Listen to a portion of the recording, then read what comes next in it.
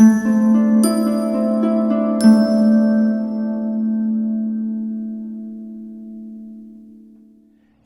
we have to do as followers of Christ, I use Romans chapter 12, verse 2 a lot. Not be conformed to the pattern of this world, be transformed with the renewing of your mind. What we have to do as followers of Christ is the culture we live in, it thinks about words like authority different than the kingdom of God thinks about them. It thinks about position differently than the kingdom of God thinks about them. And what our job is as followers of Christ is to have our thinking be more like Christ's thinking than our thinking be like the culture we live in's thinking. Okay? And the culture that they lived in, they were all concerned in both those stories. They're concerned who's going to be the greatest, who's going to be in charge, who's going to be the one, who's going to be the ruler. Like when you're not around Jesus, who are you going to pick in charge? Okay?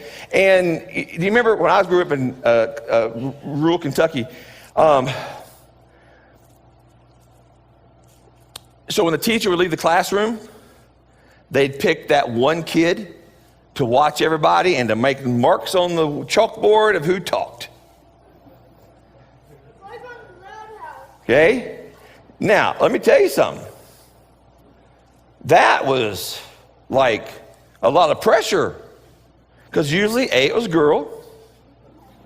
And usually B, she's the teacher's pet.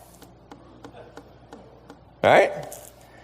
Well, it was like sometimes some of us want to be really good so we could be that person someday.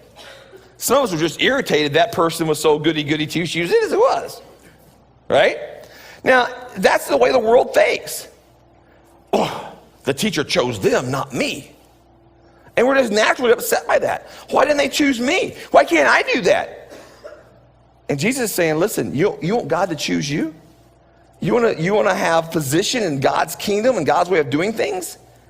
Then serve. It's all about a heart of serving.